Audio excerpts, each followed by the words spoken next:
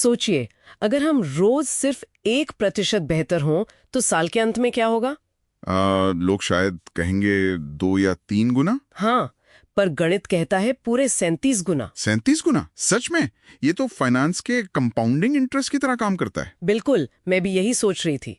आज के इस डीप डाइव में हमारा फोकस इसी पर है। हम मोहम्मद शकील की ई बुक 1% और तेज बनो पर चर्चा कर रहे हैं। हमारा मिशन है उन व्यावहारिक तरीकों को खोजना जो रोजाना के इस 1% ग्रोथ को मुमकिन बनाते हैं। और पता है यहाँ सबसे बड़ी गलती क्या होती है? लोग इस 1% तेज बनने को ना किसी बड़ी अचीवमेंट से जोड़ लेते हैं। अच्छा, तो असल में इसका मतलब क्या है? इसका असली मतलब है अपनी प्रोग्रेस और अपनी जर्नी पर ध्यान देना। मतलब जो काम आज करने में पसीना छूटता है वो कल हमारी आदत बन जाए। पर इस लंबी यात्रा के लिए हमें किस तरह के ईंधन की जरूरत होगी? ज्यादातर लोग तो बस मोटिवेशन के पीछे भागते हैं। हाँ, लेकिन किताब के अनुसार मोटिवेशन तो बस पेट्रोल की तरह है जो बहुत जल्दी उड़ जाता है ना? एकदम सही। मोटिवेशन हमारी भावनाओं पर निर्भर करता है, इसलिए वो टिकता नहीं है। इसके बजाय हमें जिज्ञासा यानी क्यूरियोसिटी की जरूरत है। ये गैसोलीन की तरह काम करती है। ओके, चलिए इसे थोड़ा गहराई से समझते हैं। अगर मोटिवेशन सीमित है तो हम इस गैसोलीन को कैसे पैदा कर सकते हैं? तो होता क्या है कि जब हम किसी चीज के बारे में सिर्फ 10 बातें जानते हैं तो हमें बस थोड़ा मजा आता है। हाँ, वो तो बस एक सतही जानकारी होती है। बिल्कुल, लेकिन जब हम उसी विषय में 100 बातें जान लेते हैं तो हमारी जिज्ञासा अचानक से कई गुना बढ़ जाती है। ओह वाह, मतलब जितनी गहराई में जाएंगे जिज्ञासा उतनी ही बढ़ेगी। हाँ, क्योंकि तब हमें अपने ज्ञान के गैप्स दिखने लगते हैं और हमारा दिमाग उन्हें भरने के लिए बेचैन हो जाता है। यही बेचैनी हमें लगातार ऊर्जा देती है। यहाँ बात सच में बहुत दिलचस्प हो जाती है। तो जब हमें ये नई जानकारी मिलती है तो उसे व्यवस्थित कैसे किया जाए? इसी जगह पर कंटेंट बनाने का महत्व सामने आता है। पर क्या कंटेंट बनाना सिर्फ राइटर्स के लिए नहीं है? बिल्कुल नहीं। किताब बताती है कि ये अपने विचारों को स्पष्ट करने की एक बेसिक जरूरत है। जैसे अनअकैडमी के फाउंडर का उदाहरण ले लीजिए। हाँ, वो पहले सिर्फ जानकारी इकट्ठा करते थे, एक कलेक्टर की तरह। सही कहा। और फिर वो क्रिएटर बने।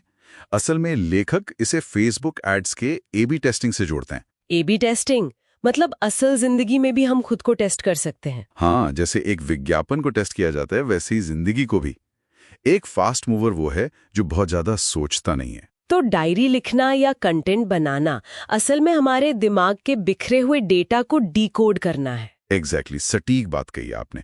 फास्ट मूवर बनने का फायदा यही है कि आप जल्दी शुरुआत करते हैं, अपनी गलतियों से सीखते हैं और एक लॉन्ग टर्म विजन रखते हैं। तो हमने अपने विचारों को तो स्पष्ट कर लिया, लेकिन दूसरों तक उन्हें पहुंचाने के लिए बात करने का तरीका कैसा होना चाहिए? किताब में चालाकी से बात करने का जिक्र है। हाँ, और चालाकी का मतलब यहाँ किसी को धोखा देना बिल्कुल नहीं है। तो इन सब का आखिर मतलब क्या है? क्या सेलिंग और चालाकी असल में सिर्फ किसी दूसरे की जरूरत पूरी करने का दूसरा नाम है? बिल्कुल, इसका मतलब एक विन विन सिचुएशन बनाना है। आपकी आवाज, आपका उच्चारण और आपकी वोकैबुलरी बहुत मायने रखती है। क्योंकि लोग शायद शुरुआत के 10-20 सेकंड में ही आपको गंभीरता से लेने लगते हैं। राइट।